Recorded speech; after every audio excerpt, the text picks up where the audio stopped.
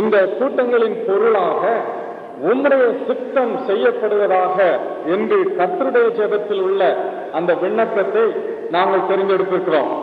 இந்த ஆண்டு முழுவதற்கும் இந்திய அர்ப்பணி இயக்கத்தின் பொருளாக அந்த பொருள் அமைந்திருக்கிறது. உம்முடைய சித்தம் செய்யப்படுவதாக.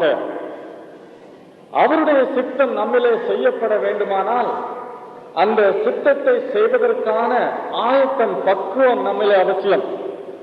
அதனால இந்த கன்வென்ஷனின் நோக்கம் என்ன?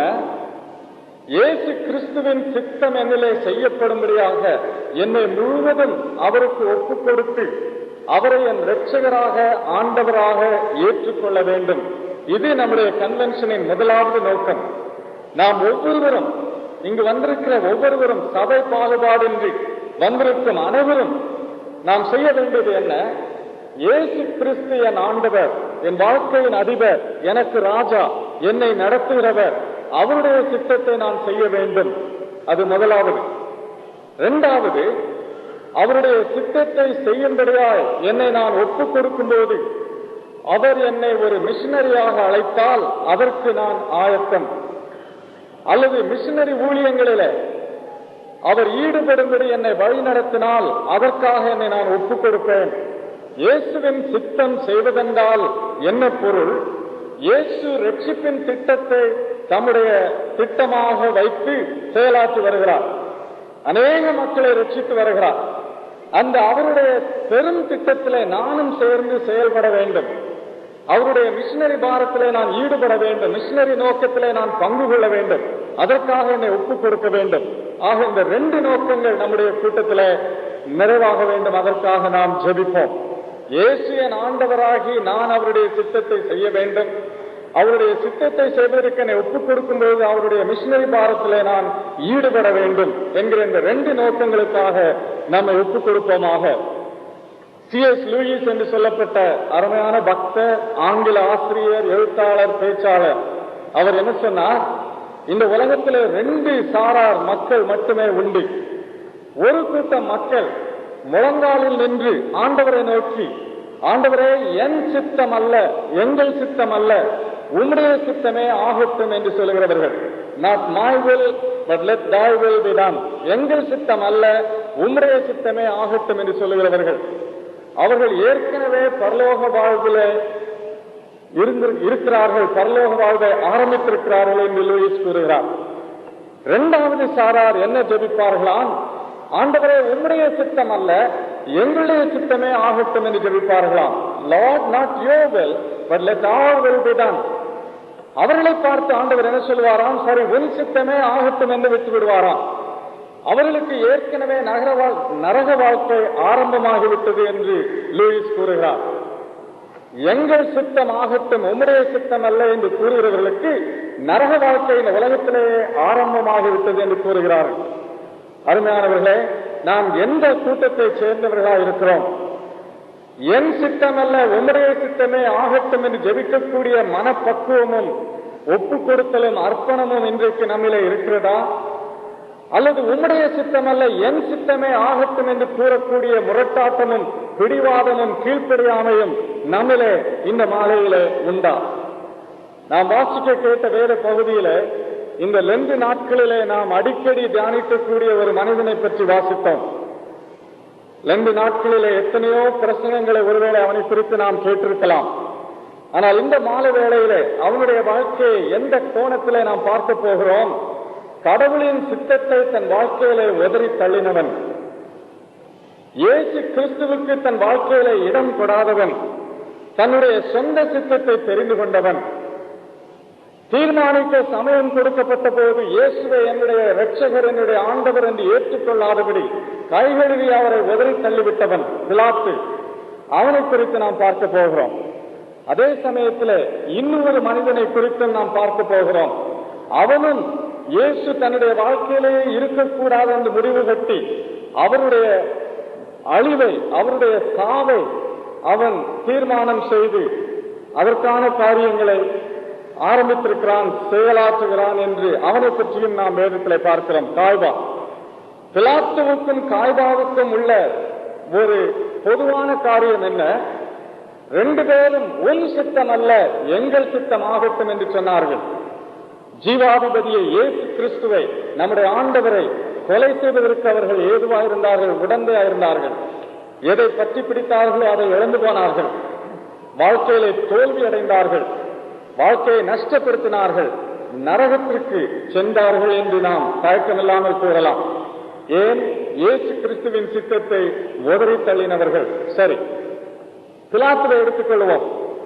நாம் வாசிக்க கேட்ட இந்த வேத பகுதியில மத்தேயு எழுதின நற்செய்தி நூல் 27வது அதிகாரம் 11வது வசனம் முதல் 26வது வசனம் வரைக்கும் வாசித்தோமே. இந்த பகுதியை எடுத்து வைத்துக் கொள்ளுங்கள். இந்த பகுதியில என்ன பார்க்கிறோம்? பிலாத்துவுக்கு முன்பாக இயேசு கிறிஸ்து கொண்டு வந்து நிறுத்தப்பட்டிருக்கிறார். பிலாத்து தீர்மானம் செய்யும்படி அழைக்கப்படுகிறான். என்ன தீர்மானம்? இவருடைய சித்தத்தை செய்வதற்கு இவருக்கு உன்னை முழுவதுமாய் ஒப்புக் கொடுப்பாயா, அல்லது இவரை நீ எதிர்ப்பாயா, இவரை உதறி தள்ளுவாயா என்பதுதான் அவன் செய்ய வேண்டிய தீர்மானம். அருமையானவர்களே, இந்த கன்வென்ஷன் கூட்டத்தின் முதல் நாளில ஆண்டவருடைய கிருபையை கொண்டு உங்களையும் அவிதமான ஒரு தீர்மானத்தின் கட்டத்தில் பரிசுத்த ஆவியானவர் நிறுத்தும்படி நான் ஜெபிக்கிறேன்.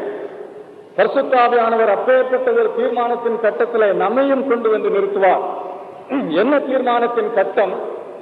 இயேசு கிறிஸ்துவின் சித்தத்திற்கு உன்னை நீ ஒப்புக் கொடுப்பாயா? ஒப்புக் கொடுக்கவில்லை ஆனால் அடுத்தது என்ன செய்வாய்? அவரை சிலுவையில் அறையும்படிக்கு ஒப்புக் கொடுப்பாய். 2க்கு நடு இடமே இல்லை. ஐயா, எனக்கு அதெல்லாம் ரொம்ப பெரிய காரியம், அவ்வளவு தூரத்துக்கு நான் ஒப்புக் கொடுக்க முடியாது. நான் ஒரு சாதாரண கிறிஸ்தவன். கிறிஸ்தவ வாழ்க்கையில 2ஆம் வகுப்பு டிக்கெட் வாங்கி கொண்டேன். 2ஆம் வகுப்புல நான் பிரயாணம் செய்தால் போதும் என்று சொன்னால், அருமையான சகோதரனே சகோதரியே, 2ஆம் வகுப்பு பிரயாணம் தெய்வராஜ்யத்திலே கிடையாது. 2ஆம் வகுப்பு பிரயாணிகளும் தெய்வராஜ்யத்திலே கிடையாது. ஒருவேளை இந்திய ரயில்வேல இருக்கலாம், ஆனால் இயேசு கிறிஸ்துவின் ராஜ்யத்திலே இல்லை. அங்கே ஒரே வகுப்பு உண்டு. நீ ஒன்று அங்கே உள்ளே நுழைந்து அவரை உன் ஆண்டவராய் ஏற்றுக்கொண்டு அவருடைய சித்தத்தை செய்ய வேண்டும், அல்லது நீ வெளியிலே நிற்க வேண்டும். இயேசு கிறிஸ்துவின் சித்தத்திற்கு தன்னை ஒப்புக் கொடுக்காதவன் அவரை சிலுவையிலே அறைவதற்கு ஒப்புக் கொடுக்கிறான், அவரை உதாசீனம் செய்கிறான், தள்ளுகிறான் என்பதுதான் பொருள். இயேசு கிறிஸ்து என் வாழ்க்கையில எனக்கு நன்மை செய்ய வேண்டும், எனக்கு சுகம் கொடுக்க வேண்டும், வேலை கொடுக்க வேண்டும், அவரை நான் விட்டுவிட முடியாது, ஏதோ அவர் என் வாழ்க்கையில ஒரு ஓரத்தில் இருக்கத்தான் வேண்டும் என்று சொல்லுவோமானால் அது நடக்காத காரியம். ஒன்று, அவர் ஆண்டவராக நம் வாழ்க்கையில வந்து நாம் அவருடைய சித்தத்திற்கு நம்மை ஒப்புக் கொடுக்க வேண்டும், இல்லையானால் அவர் நம் வாழ்க்கையில இடம் பெறவில்லை என்றுதான் பொருள். பிலாத்து அவரை குறித்து தீர்மானம் செய்வதற்கு தயங்குகிறான். ரோம அதிபதிகள், ரோம கவர்னர்கள் அந்த நாட்களில நீதிக்கும் நியாயத்திற்கும் பெயர் பெற்றவர்கள். ரோம நீதிமன்றங்களில சரியான நீதி வழங்கப்படும் என்கிற ஒரு பெயர் அந்த நாட்களில உண்டு. ஆனால் அந்த ரோம நியாயாதிபதியான, ரோம அதிபதியான பிலாத்து என்ன செய்கிறான்? நீதிமன்றத்திலே குற்றம் சாட்டி நிறுத்தி வைக்கப்பட்டிருக்கிறார் இயேசு. குற்றம் சாட்டுகிறவர்கள் ஒரு பக்கத்தில் நின்று கொண்டிருக்கிறார்கள். அவரை சிலுவையில் அறையும், சிலுவையில் அறையும் என்று கூக்குரலிட்டுக் கொண்டிருக்கிறார்கள். அந்த மனிதர்களை பார்த்து இவரை நான் என்ன செய்ய வேண்டும் என்று கேட்கிறான். எந்த நீதிமன்றத்திலாவது நடக்கக்கூடிய ஒரு காரியமா இது? நியாயாதிபதி என்று சொல்லிக் கொள்ளுகிற எவனாவது செய்யக்கூடிய ஒரு காரியமா இது? யார் குற்றம் சாட்டுகிறார்களோ அவர்களிடத்திலேயே குற்றம் சாட்டப்பட்டவனை என்ன செய்ய வேண்டும் என்று கேட்கிறவன் ஒரு நியாயாதிபதியாக இருக்க முடியுமா? பிலாத்து செய்கிற விசித்திரமான, ஆச்சரியமான ஒரு காரியம் அதுதான். மத்தேயு 27வது அதிகாரத்தை எடுத்து பாருங்கள், 18வது வசனம். அவர்கள் கூடியிருக்கையில் அவர்களை நோக்கி, எவனை நான் உங்களுக்கு விடுதலையாக்க வேண்டும் என்று இருக்கிறீர்கள்? பரபாசையோ கிறிஸ்து எனப்படுகிற இயேசுவையோ என்று கேட்கிறான். 21வது வசனம். இவ்விருவரில் எவனை நான் உங்களுக்கு விடுதலையாக்க வேண்டும் என்று கேட்டான். பிலாத்து அவர்களை நோக்கி, கிறிஸ்து எனப்பட்ட இயேசுவை நான் என்ன செய்ய வேண்டும் என்று கேட்டான். யாரை விடுதலையாக்க வேண்டும் என்று கேட்கிறான்? குற்றம் சாட்டப்பட்டிருக்கிற இவரை என்ன செய்ய வேண்டும் என்று கேட்கிறான். கேட்கத்தகாத கேள்விகள். எந்த இடத்திலே கேட்கப்படக்கூடாதோ, எந்த விதமாக கேட்கப்படக்கூடாதோ அவ்விதமான கேள்வியை அன்றைக்கு அவன் கேட்கிறான். காரணம் என்ன? தீர்மானிக்க துணிவில்லை அவனுக்கு. ஏன் பிலாத்துவுக்கு தீர்மானிக்க துணிவில்லை? இன்றைக்கு அருமையானவர்களே, நம்மில் அநேகர் இயேசு கிறிஸ்துவின் காரியத்திலே மட்டும் தீர்மானம் செய்ய நமக்கு துணிவு கிடையாது. எத்தனையோ காரியங்களிலே துணிந்து தீர்மானம் செய்து விடுகிறோம். உலக பிரகாரமான காரியங்களிலே எந்த துணி வாங்க வேண்டும், எங்கே வாங்க வேண்டும், எந்த வீட்டை வாங்க வேண்டும், எங்கே வாங்க வேண்டும், யாரிடத்தில் போனால் கல்லூரியில இடம் கிடைக்கும், யாரிடத்தில் போனால் வேலை கிடைக்கும் என்றெல்லாம் அலசி ஆராய்ந்து பார்த்து தீர்மானங்களை எளிதிலே செய்து விடுகிறோம். ஆனால் இயேசு கிறிஸ்துவை பொறுத்த மட்டிலே தீர்மானம் செய்வதற்கு துணிவில்லை. ஏயா இயேசு கிறிஸ்துவை ஏற்றுக்கொண்டிருக்கிறாயா? எங்க கொஞ்சம் பார்க்கலாம் பின்னால். இயேசு கிறிஸ்துவை பற்றி எத்தனையோ செய்தி கேட்டிருக்கிறாயே. இந்த நாகர்கோவிலேயே, இந்த மண்ணிலேயே எத்தனை கூட்டங்கள் நடந்திருக்கின்றன, எத்தனை செய்திகளை நீ கேட்டிருக்கிறாய், எத்தனை பிரசங்கமாரை கேட்டிருக்கிறாய். உன் வாழ்க்கையில இயேசுவுக்கு இடம் கொடுத்திருக்கிறாயா? இல்ல, அதெல்லாம் இப்ப யோசிக்க நேரம் இல்லை. அடிக்கடி நான் யோசித்த ஒரு காரியமானால் இப்போது தீர்மானம் செய்யக்கூடிய ஒரு காரியம் இல்ல. மெதுவாய் செய்யலாம், கொஞ்சம் கொஞ்சமாய் செய்யலாம் என்று யோசித்துக் கொண்டிருக்கிறேன். இயேசு கிறிஸ்துவை பொறுத்த மட்டில ஏன் உனக்கு தீர்மானம் செய்ய துணிவில்லை? இந்த மாலை வேளையில இந்த கூட்டத்தில் வந்து உட்கார்ந்து கொண்டிருக்கிறாயே, உன் நிலை எப்படி இருக்கிறது? இயேசு கிறிஸ்து என் இரட்சகர், அவர் என் ஆண்டவர், அவருடைய சித்தத்திற்கு நான் என்னை ஒப்புக் கொடுத்திருக்கிறேன், அவருடைய பாதையிலே நடப்பேன் என்று செய்யக்கூடிய அளவுக்கு, சொல்லக்கூடிய அளவுக்கு துணிவில்லையே. காரணம் என்ன? எத்தனையோ காரியங்களிலே தீர்மானித்து விட்டாய், சாமர்த்தியமாய் செய்தாய், திறமையாய் செய்தாய், நல்ல தீர்மானத்தை செய்தாய், மற்றவர்கள் பாராட்டும்படி செய்தாய். ஆனால் கிறிஸ்துவின் காரியத்திலே தீர்மானம் செய்வதற்கு துணிவில்லையே. ஏன்? பிலாத்துவை பார்த்து, ஏனப்பா தீர்மானம் செய்யவில்லை நீ? ஏன் இப்படி அங்கேயும் இங்கேயும் என்று தள்ளாடுகிறாய்? ஏன் இப்படி தீர்மானிக்க துணிவில்லாதபடி தயங்கிக் கொண்டிருக்கிறாய் என்று அவனை பார்த்து கேட்டால் அவன் என்ன சொல்லுவான் தெரியுமா? அவனுடைய வாழ்க்கையில களங்கமுற்ற கடந்த காலம் ஒன்று இருந்தது. களங்கமுற்ற கடந்த காலம் ஒன்று இருக்கும் வரைக்கும் நிகழ்காலம் நெருக்கும் போது சரியான தீர்மானத்தை செய்ய முடியாது. அதைத்தான் அவனுடைய வாழ்விலை பார்க்கிறோம். நிகழ்காலம் அவனை நெருக்கிக் கொண்டிருக்கிறது. நிச்சயமாய் தீர்மானித்து ஆக வேண்டும். 2 பேர் குற்றவாளிகள். ஒருவர் குற்றமற்றவர், உலக இரட்சகர், அவர் பாவம் செய்யாதவர் என்று அவனுக்கு நிச்சயமாய் தெரியும். 17வது வசனத்தை எடுத்து பாருங்கள். 17வது வசனத்திலே பொறாமையினாலே அவரை ஒப்புக் கொடுத்தார்கள் என்று பிலாத்து அறிந்திருந்தான். பொறாமையினாலே அவரை ஒப்புக் கொடுத்தார்கள், அவர் குற்றம் செய்யவில்லை என்று நிச்சயமாய் தெரியும். பரபாஸ் கைகளிலே கரையுள்ளவன், கொலையாளி, குற்றவாளி என்று தெரியும். இருந்தும் தீர்மானம் செய்வதிலே தயங்குகிறான். இயேசு கிறிஸ்துவின் சித்தம் என்ன என்று உன் வாழ்க்கையிலே நிச்சயமாய் தெரியும். கருப்புக்கும் வெள்ளைக்கும் வித்தியாசம் எவ்வளவு தெளிவாய் உண்டோ, இருளுக்கும் ஒளிக்கும் வித்தியாசம் எவ்வளவு தெளிவாய் உண்டோ, பொய்க்கும் உண்மைக்கும் வித்தியாசம் எவ்வளவு தெளிவாய் உண்டோ, அவ்வளவு தெளிவாய் உனக்கு தெரியும் இயேசு கிறிஸ்து உன்னை என்ன செய்ய சொல்கிறார் என்று. ஆனால் செய்வதற்கு துணிவில்லை. ஏன்? பிலாத்துவை பார்த்து செய்வதற்கு ஏன் உனக்கு துணிவில்லை என்று கேட்டால் அவன் என்ன சொல்லுவான் தெரியுமா? தீர்மானம் செய்வது அநேகருக்கு ஒரு பெரிய பாரமான ஒரு காரியம். ஒரு சமயம் பட்டாளத்துல புதுசா சேர்ந்த ஒரு ஆளுக்கு ஒரு வேலை பெற்றிருந்தார்களாம். என்ன வேலை? ஒரு கூட வெங்காயத்தை அவங்க கையில கொடுத்து, அப்பா இந்த வெங்காயத்துல கெட்ட வெங்காயம் எதுன்னு கண்டுபிடிச்சு அந்த கூடையில போடு, வலது பக்கத்துல உள்ள கூடையில நல்ல வெங்காயம் எது என்று கண்டுபிடிச்சு இடது பக்கத்தில் உள்ள கூடைகளை போடு என்று கொடுத்திருந்தார்களாம். அப்ப அவனுக்கு மேல அதிகாரியா இருந்த ஆள் 1 மணி நேரம் கழித்து வந்து அவன் என்ன செய்திருக்கான், எப்படி செய்திருக்கான்னு பார்க்க வந்தா, ஒரு வெங்காயத்தை முன்னால கண்ணுக்கு முன்னால வச்சுக்கிட்டு அதே பார்த்துக்கிட்டு உட்கார்ந்து கொண்டிருந்தான். 1 மணி நேரம் ஆச்சு, ஒன்னும் வேலை நடந்த பாடல். ஏன்பா வேலை ரொம்ப கஷ்டமான்னு கேட்டாராம். வேலை ஒன்றும் கஷ்டம் இல்ல, தீர்மானம் பண்றதுதான் கஷ்டமா இருக்குது. என்ன தீர்மானம் பண்றது? எது நல்ல வெங்காயம், எது கெட்ட வெங்காயம் தீர்மானம் பண்றது கஷ்டமா இருக்கு. அதனால இந்த வெங்காயத்தை வச்சு பார்த்துட்டு இருக்கோம். இது நல்லதா கெட்டதா என்று கண்டுபிடிக்கிறதே பெரிய கஷ்டம். என் அருமையான சகோதரனே, சகோதரியே, உன் வாழ்க்கையிலே தீர்மானிப்பதற்கு துணிவில்லாத நிலை இருப்பதற்கு காரணம் என்ன தெரியுமா? இருள் எது ஒளி எது என்று கண்டுபிடிக்காதபடி, வெள்ளை எது கருப்பு எது என்று தெரியாதபடி எல்லாம் மங்களாய் மாறிவிட்டதற்கு காரணம் என்ன தெரியுமா? களங்கமுற்ற ஒரு கடந்த காலம் உண்டு. அந்த கடந்த காலத்தின் நிழல் நிகழ்காலத்திலே பட்டு நிகழ்காலம் குழப்பமாக மாறிவிட்டது. ஆகையினால இன்றைக்கு இயேசு கிறிஸ்துவின் சித்தம் எது என்று அறிந்தும் செய்வதற்கு துணிவில்லை. இதைத்தான் பிலாத்துவின் வாழ்க்கையில பார்க்கிறோம். பிலாத்துவின் கடந்த காலம் கரைப்பட்ட காலம், களங்கமுற்ற காலம். ஏன்? வரலாறு என்ன கூறுகிறது அவனுடைய கடந்த காலத்தை பற்றி? பிலாத்து 9 ஆண்டுகள் யூதேயாவின் அதிபதியாக இருந்தானாம். அந்த 9 ஆண்டுகளிலே அனாவசியமாக இரத்தத்தை சிந்தி விட்டான். தன்னுடைய மூர்க்க வெறிக்கும் கொலை வெறிக்கும் இடம் கொடுத்து குற்றமில்லாத இரத்தத்தை சிந்தி இருக்கிறான். ஒரு சமயம் எருசலேம் நகரத்திற்கு தண்ணீர் கஷ்டம் ஏற்பட்டதாம்.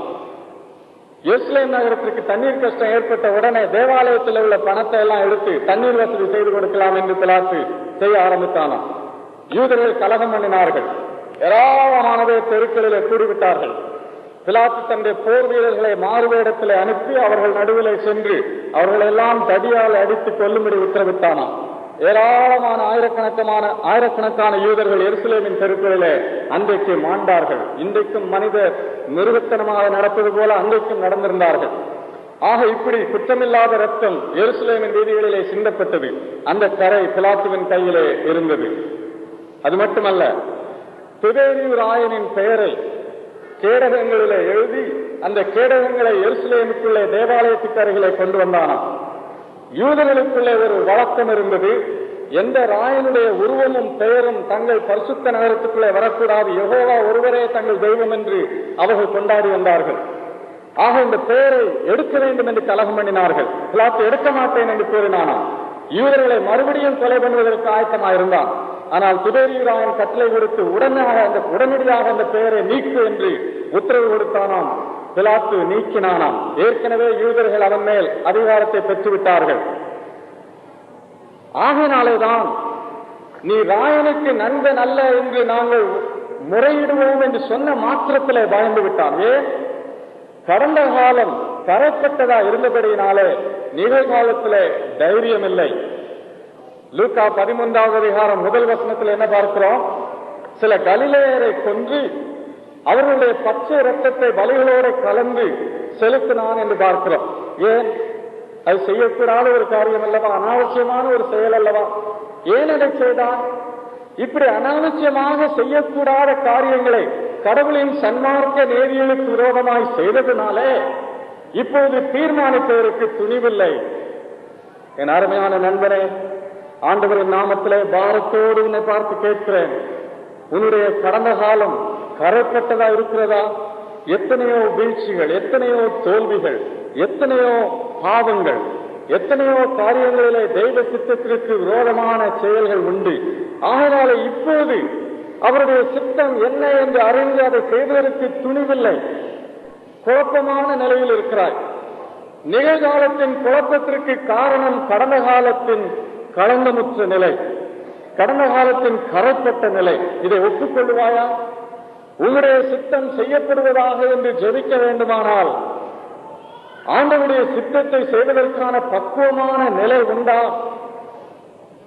அலுவலகத்திலே, நீ பணிபுரியும் அலுவலகத்திலே மனசாட்சியை கடினப்படுத்திக் கொண்டு இயேசு கிறிஸ்துவுக்கு பிரியமில்லாத காரியம் என்று தெரிந்தும் சில காரியங்களை செய்தாய், தீர்மானங்களை செய்தாய், சில செயல்களில் ஈடுபட்டாய். அதை சிலர் பார்த்திருக்கிறார்கள். ஆகையினாலே அவர்கள் இன்றைக்கு உண்மையில் அதிகாரம் பெற்றவர்களாய், அதிகாரம் செலுத்துகிறவர்களாய் இருக்கிறார்கள். அவர்களுக்கு பயந்து இன்றைக்கு நல்லது எது என்று அறிந்தும் செய்வதற்கு உனக்கு துணிவில்லை. என் அருமையான சகோதரனே, ஊழியத்தில் இருக்கிறாய். ஊழியத்திலே வெளிச்சத்திலே நடந்து நேர்மையானதை செய்வதற்கு ஆண்டவர் உன்னை அழைத்திருக்கிறார். ஆனால் அவருக்கு பயந்து, இவருக்கு பயந்து, அவரை பிரியப்படுத்த, இவரை பிரியப்படுத்த எண்ணி உன் மனசாட்சியை மழுக்கி சில தவறான காரியங்களிலே ஈடுபட்டாய். அதனால இன்றைக்கு கடவுளின் சித்தத்தை துணிந்து செய்வதற்கு உனக்கு துணிவில்லை. உண்மைதானா இது? இந்த நிலையிலே உன் சித்தம் என்னிலே செய்யப்படுவதாக என்று ஜெபிக்க கூட முடியாத நிலையில் இருக்கிறாய் அல்லவா? கணவன் மனைவிக்கு தெரியாத சில காரியங்கள் உன் வாழ்க்கையில உண்டு. மனைவிக்கு தெரியாத இந்த வாழ்க்கையில் உள்ள காரியங்களினாலே இன்றைக்கு உன் சொந்த குடும்பத்திலே இயேசு கிறிஸ்துவை மகிமைப்படுத்துவதற்கான தீர்மானங்களை செய்ய உனக்கு துணிவில்லை. மனைவி கணவனுக்கு தெரியாத காரியங்கள் உன் வாழ்க்கையில உண்டு. அலமாரியிலே ஒழித்து வைக்கப்பட்ட காரியங்கள் உண்டு. ஆகினாலே குடும்ப வாழ்விலே சரியானது எது என்று அறிந்தும் அந்த தீர்மானங்களை செய்வதற்கு துணிவில்லை.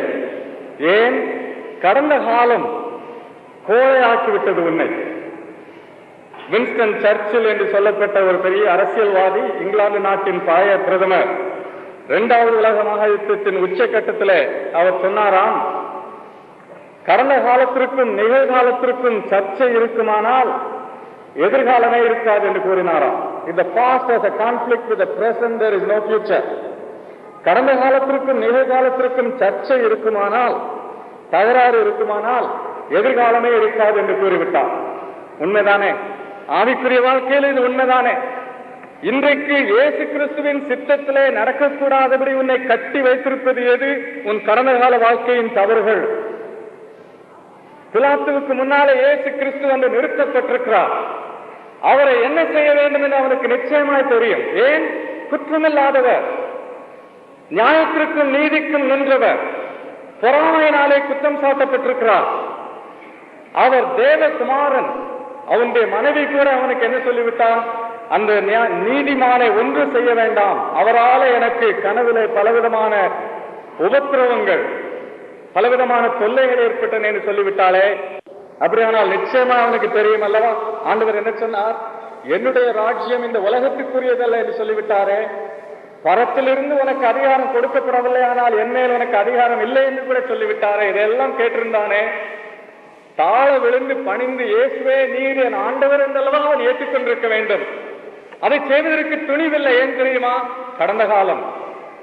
என் அருமையான சகோதரனே, உன் வாழ்க்கையில இன்னும் ஒரு பிரசங்கம், இன்னும் ஒரு கூட்டம், இன்னும் கொஞ்சம் வெளிச்சம் என்கிறதற்கு அவசியமே இல்லை.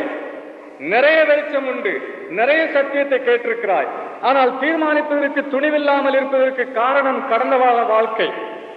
அந்த கடந்த கால வாழ்க்கையின் நிழல் உன்னை பற்றி பிடித்திருக்கிறதுனால இப்பொழுது சரியான தீர்மானத்தை செய்ய உனக்கு துணிவில்லை. எல்லா சத்தியத்தையும் கேட்டும், எல்லா அடையாளங்களையும் பார்த்தும், தன் மனைவியின் சொந்த வார்த்தைகளை கேட்டும் பிலாத்து சரியான தீர்மானத்தை செய்யாமல் போனான். என்ன செய்திருக்கலாம் இந்த பிலாத்து? இன்றைக்கு ஒருவேளை அவனை பரிசுத்த பிலாத்து என்று அழைத்திருப்போம். பிலாத்து எழுதின நிருபம் என்று ஒரு நிருபம் இருந்திருக்கலாம். பிலாத்து எழுதின, பரிசுத்த பிலாத்து எழுதின நற்செய்தி நூல் என்று ஒரு நற்செய்தி நூல் இருந்திருக்கலாம். பொந்திய பிலாத்துவின் காலத்தில் பாடுபட்டு சிலுவையில் அறையுண்டு அடக்கம் பண்ணப்பட்டு மரித்து அடக்கம் பண்ணப்பட்டார் என்று இருப்பதற்கு பதிலாக, விசுவாச பிரமாணத்தில் இருப்பதற்கு பதிலாக அவன் எவ்வளவோ நல்ல வாழ்க்கை, விசுவாச வாழ்க்கை செய்திருக்கலாம். அவனுக்கு கிடைத்த அந்த வாய்ப்பில தீர்மானிப்பதற்கு துணிவில்லை. காரணம் என்ன? கடந்த கால வாழ்க்கை களங்கமுற்றதா இருந்தது, கரைப்பட்டதா இருந்தது. என் அருமையான சகோதரனே, சகோதரியே, இயேசு கிறிஸ்துவின் நாமத்திலே உன்னை கெஞ்சி கேட்கிறேன். இதோ நித்திய வாழ்வு, அருமையான வாய்ப்புகள், கடவுளின் ஊழியத்திலே பங்கு பெற்று உன் தலைமுறைக்கு சேவை செய்யக்கூடிய ஒரு பெரிய வாய்ப்பு உனக்கு இருக்கிறது. ஆனால் நீ அந்த தீர்மானத்திற்கு வருவதற்கு தயக்கப்படுவதற்கு காரணம் என்ன? கடந்த கால வாழ்க்கை. பிலாத்து என்ன செய்திருக்கலாம்? ஆண்டவருடைய பாதத்தரையிலே விழுந்து, ஆண்டவரே, என் வாழ்க்கையிலே துணிவில்லை, கோழைத்தனம் இருக்கிறது. இதோ இந்த மக்களை பார்த்து நான் பயப்படுகிறேன், ராயனை பார்த்து பயப்படுகிறேன். காரணம், நான் பழைய காலத்திலே செய்த அந்த அக்கிரமமான காரியங்கள் என் கைகள் கரைப்பட்டிருக்கின்றன. என்னை நீர் மன்னித்தருளும், என்னை நீர் முழுவதுமாக கழுவி பரிசுத்தப்படுத்தும். நான் உமக்காக நிற்பேன், உமக்காக எங்கு வேண்டுமானாலும் செல்லுவேன், உமக்காக என் பதவியையும் என் ஜீவனையும் கொடுக்க ஆயத்தம் என்று சொல்லியிருக்கலாம் பிலாத்து. அந்த அளவுக்கு துணிவில்லாமல் போனதற்கு காரணம் அவன் கடந்த காலம் களங்கமுற்றதா இருந்தது. என் அருமையான சகோதரனே, சகோதரியே, இன்னொரு மனிதனை உனக்கு முன்பாக நான் நிறுத்த விரும்புகிறேன். அவனும் ராஜா தான். அவனும் குற்றமில்லாத இரத்தத்தை சிந்தி இருந்தான். அவன் மாம்ச இச்சைக்கு இடம் கொடுத்து விபச்சாரத்தில் ஈடுபட்டு அந்த விபச்சார செயலை மூடுவதற்காக கொலையிலும் ஈடுபட்டான். தாவீது என்பது அவனுடைய பெயர். கரைப்பட்ட இவனை குறித்து வேதம் என்ன கூறுகிறது தெரியுமா? அப்போஸ்தலர் 13வது அதிகாரம் 36வது வசனத்தை எடுத்து பாருங்கள். தாவீது தன் தலைமுறையில, தன் காலத்தில தேவனுடைய சித்தத்தின்படி அவருக்கு ஊழியம் செய்த பின்பு நித்திரை அடைந்து அடக்கம் பண்ணப்பட்டான். அவனுடைய சரீரம் அழிவை கண்டது என்று நாம் வேதத்திலே வாசிக்கிறோம். எவ்வளவு அருமையான வார்த்தைகள்! தன் தலைமுறையில தன் தேவனுடைய சித்தத்தின்படி அவருக்கு ஊழியம் செய்தான். கரைப்பட்டவன் தான், ஆனாலும் ஊழியம் செய்தான். காரணம் என்ன? 51வது சங்கீதத்தில் என்ன பார்க்கிறோம்? 6வது வசனத்திலே, தேவனே, உள்ளத்தில் உண்மை இருக்க விரும்புகிறேன், அந்த கரணத்திலே ஞானத்தை எனக்கு தெரியப்படுத்துவேன், என்னை கழுவி சுத்திகரியும், சுத்தமான உள்ளத்தை என்னிலே நீ உருவாக்கியருளும் என்று பிரார்த்தனை பண்ணுகிறான். கடந்த காலத்தை சிலுவை அடிவாரத்திலே கொண்டு வந்து அறிக்கையிட்டு மன்னிப்பும் சுத்திகரிப்பும் பெறும்பொழுது உள்ளத்திலே உண்மை இருக்க நீர் விரும்புகிறீர் என்று போலித்தனத்தை எல்லாம் அறிக்கையிட்டு உள்ளத்திலே உண்மைக்காக கெஞ்சி நிற்கும் பொழுது நீயும் அவருடைய சித்தத்திற்காக உன்னை ஒப்புக் கொடுப்பதற்கு துணிவு வரும். இல்லையானால் பிலாத்துவின் முடிவு என்ன தெரியுமா? வரலாறு அவனை குறித்து என்ன சொல்கிறது? கிபி 35வது ஆண்டு சமாரியன் ஒருவன் கலகம் செய்தானாம். கெரிசிம் மலையில மோசே கையில இருந்த சில பாத்திரங்கள் இங்கே புதைக்கப்பட்டிருக்கின்றன, எல்லாரும் வாருங்கள் நான் காட்டுகிறேன் என்று எல்லாரையும் அழைத்தானாம். சமாரியர்கள் ஏராளமாய் திரண்டு வந்தார்கள். யூதர்கள் கைகளிலே மறைந்த ஆயுதங்களோடு சென்றிருந்தார்கள் கலகம் பண்ணுவதற்காக. இதை கேட்டு ராயன் உடனே பிலாத்துவை, நீ ரோமாபுரிக்கு வா, உன்மேல் சில குற்றங்கள் உண்டு, நான் விசாரிக்க வேண்டும் என்று அழைத்தானாம். பிலாத்து பயந்து ரோமாபுரிக்கு ஓடுகிறான். ராயன் அவனை பார்த்து விசாரிக்கவில்லை. அங்கேயே தற்கொலை பண்ணிக்கொண்டு பிலாத்து செத்தான் என்று வரலாறு கூறுகிறது. தெய்வ சித்தத்தை துணிந்து செய்வதற்கு எவன் தயங்குகிறானோ அவன் வாழ்க்கை தோல்வியிலே தான் முடியும். ஒன்று நீ கடவுளுடைய சித்தத்திற்கு உன்னை முழுவதுமாய் ஒப்புக் கொடுத்து அவருடைய சித்தத்தை செய்ய வேண்டும், அல்லது உன் வாழ்க்கை எங்கேயும் சென்று சிதறி போவதற்கு ஆயத்தமாக இருக்க வேண்டும். ரெண்டுக்கு நடுவு ஒன்றுமே கிடையாது. கடவுளுடைய சித்தத்தை செய்யாத மக்கள் தங்களுடைய சித்தத்திற்காக வாழ்கிறவர்கள், தங்களுடைய இச்சைகளுக்காக விருப்பங்களுக்காக வாழ்கிறவர்கள் என்றைக்குமே வெற்றிகரமாக வாழ்ந்ததில்லை. அதனாலே அனுபவத்திலே பார்க்கிறோம், வரலாற்றிலே பார்க்கிறோம், திருமறையிலே பார்க்கிறோம், நம்முடைய சொந்த வாழ்க்கையிலே பார்க்கிறோம். இன்னும் என்ன சான்று வேண்டும்? அப்படி இருந்தும் உன் சித்தம் என்னிலே செய்யப்படட்டும் என்று ஜெபிப்பதற்கு உனக்கு துணிவில்லையே ஏன்? அந்த கடந்த காலத்தை கொண்டு வந்து ஆண்டவரே, உண்மைதான், ஊழியத்திலே நுழைந்த பிறகு கூட நான் தவறுகள் செய்திருக்கிறேன் சுவாமி, இந்த கையை கரைப்படுத்தி இருக்கிறேன், இந்த மனசாட்சியை கரைப்படுத்தி இருக்கிறேன், இந்த கண்களை கரைப்படுத்தி இருக்கிறேன், இந்த உள்ளத்தை கரைப்படுத்தி இருக்கிறேன், என்னை மன்னித்தருளும் என்று நீ கேட்பாயானால் உன் வருங்காலம், நிகழ்காலமும் வருங்காலமும் தெளிவு பெற்று ஆசீர்வாதமானவையா இருக்க முடியுமே. அதை செய்யக்கூடாதா? பிலாத்து மட்டும் தவறு செய்யவில்லை. காய்பாவை எடுத்துக்கொள்வோம். மத தலைவன் உம்முடைய சித்தம் செய்யப்படுவதாக என்று சொல்லி தேவனுக்கு தன்னை ஒப்புக் கொடுத்திருக்கலாம், கடவுளுக்கு தன்னை ஒப்புக் கொடுத்திருக்கலாம். ஆனால் இந்த காய்பா என்ன செய்கிறான்? யோவான் 11வது அதிகாரத்தில் அவனை குறித்து சொல்லி இருக்கிறது. யோவான் 11வது அதிகாரம் 48வது வசனம் முதல் வாசிக்கிறேன். நாம் இவனை இப்படி விட்டுவிட்டால் எல்லாரும் இவனை விசுவாசிப்பார்கள். அப்பொழுது ரோமர் வந்து நம்முடைய ஸ்தானத்தையும் ஜனத்தையும் அழித்து போடுவார்களே என்றார்கள். அப்பொழுது அவர்களில் ஒருவனும் அந்த வருஷத்து பிரதான ஆசாரியனுமாகிய காய்பா என்பவன் அவர்களை நோக்கி, உங்களுக்கு ஒன்றும் தெரியாது, உலக ஞானம் பேசுகிறது.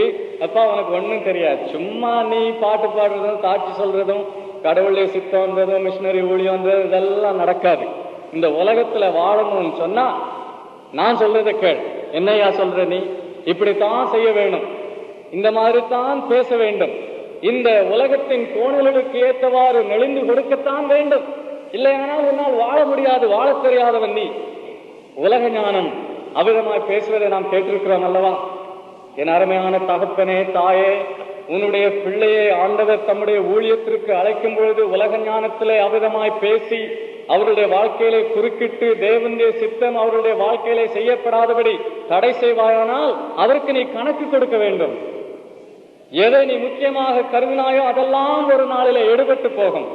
எதை நீ ஒதுக்கி வைத்தாயோ, உதாசீனம் செய்தாயோ, எதை குறித்து அசட்டையாய் பேசினாயோ அதெல்லாம் அன்றைக்கு முக்கியமானதாயிருக்கும். அந்த நாளிலே உன் பிள்ளையை நீ எந்த விதத்திலே நடத்தினாய், என்ன ஆலோசனை கொடுத்தாய் என்பதை குறித்து நீ கணக்கு கொடுக்க வேண்டும்.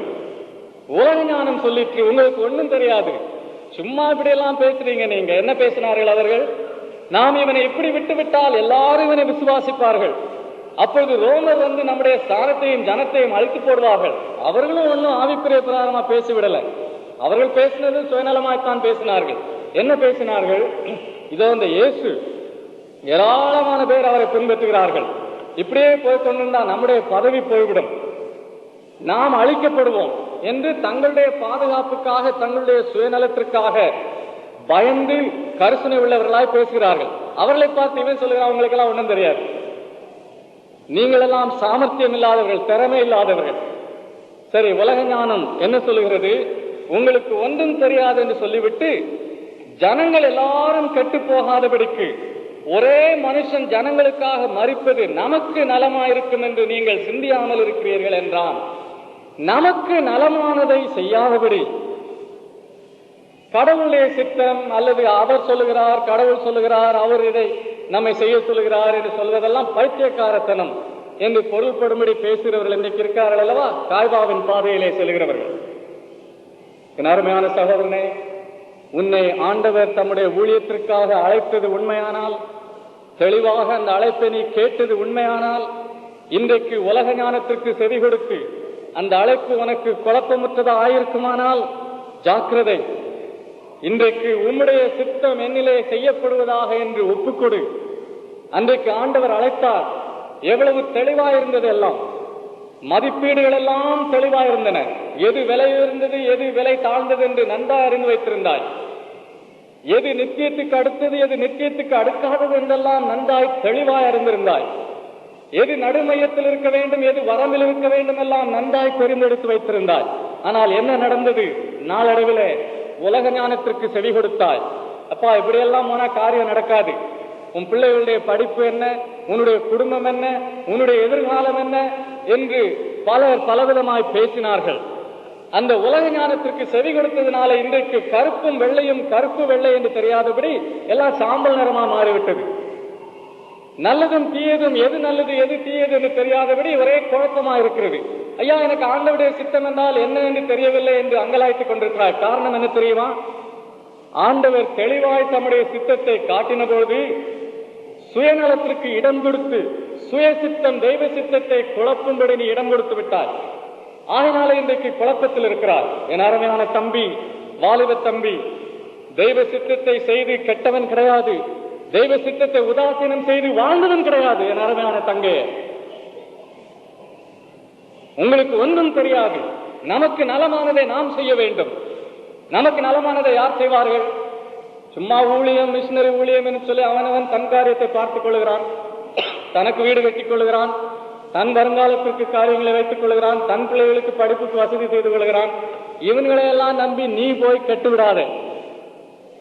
அந்த இயக்கம் இந்த இயக்கம் என்று சேர்ந்து உன் வாழ்க்கையை நாசப்படுத்திக் கொள்ளாதே.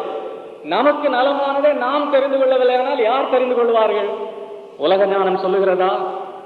என் அருமையான சகோதரனே, சகோதரியே, ஒரே ஒரு கேள்வி. ஆண்டவரே, கிரயம் செலுத்த விரும்பி கிரயத்தை எண்ணி பார்க்காது, பின்வாங்குதல் இல்லாதபடி, கேள்வி கேட்காதபடி உம் சித்தம் என்னில் செய்யப்படுவதாக என்று என்னை நான் உமக்கு ஒப்புக் கொடுக்கிறேன் சுவாமி. மனிதனை நான் பின்பற்றவில்லை, இயக்கங்களை நான் பின்பற்றவில்லை, உம்முடைய சித்தத்தை நான் செய்ய விரும்புகிறேன் என்று துணிந்து ஒப்புக் கொடுக்க உனக்கு ஆயத்தம் உண்டா? தெளிவில்லாமல் போனதற்கு காரணம் தெய்வம் அல்ல, சுயநலம். தெளிவில்லாமல் போனதற்கு காரணம் கடவுள் அல்ல, சுய சித்தம். குறுக்கிட்டதனாலே இன்றைக்கு தெளிவில்லை. எதை ஆண்டவர் செய்ய வேண்டும் என்று தெளிவாய் காட்டியிருந்தார். ஏன்? உன் வேலையில எதை செய்ய வேண்டும், எதை செய்யக்கூடாது என்று தெளிவாய் ஆண்டவர் காட்டியிருந்தார். அதை செய்வதற்கு துணிவில்லை. ஐயோ, இதை செய்தால் வேலை போய்விடும், எல்லாரும் என்னை பரிகசிப்பார்கள், எல்லாரும் இந்த காரியத்தை செய்கிறார்கள், நான் மட்டும் செய்யாமல் எப்படி ஒதுங்கி இருப்பது, மற்றவர்கள் என்னை குறித்து என்ன நினைப்பார்கள் என்றெல்லாம் தர்க்கம் பண்ணினாய். உன் சுயநலம் குறுக்கே வந்து நின்றது, தெளிவு நீங்கிவிட்டது, குழப்பம் வந்து விட்டது. ஆண்டவரை குறை சொல்லாது, ஆண்டவர் காட்டவில்லை என்று கூறாதே, வசனத்திலே சொல்லவில்லை என்று சொல்லாதே. தெளிவாய் காட்டினார், செய்வதற்கு துணிவில்லை, சுயநலம் குறுக்கிட்டது. ஆகினால இன்றைக்கு குழப்பம். உன் வேலையில எது சரி என்று ஆண்டவர் நன்றாய் காட்டியிருந்தார். உன் வேலையில இன்றைக்கு ஆண்டவருடைய சித்தத்தை செய்வதற்கு துணிவில்லை. குடும்ப வாழ்விலே, பிள்ளைகளின் எதிர்காலத்தின் காரியத்திலே தகப்பனான நீ, தாயான நீ எந்த விதமான தீர்மானத்தை செய்ய வேண்டும் என்று பரிசுத்த ஆவியானவர் வேதத்தின் மூலமாய் தெளிவாய் காட்டியிருந்தார். அவர்களுடைய பேச்சை கேட்டாய், இவர்களுடைய பேச்சை கேட்டாய், குழப்பத்திற்குள்ளானாய்.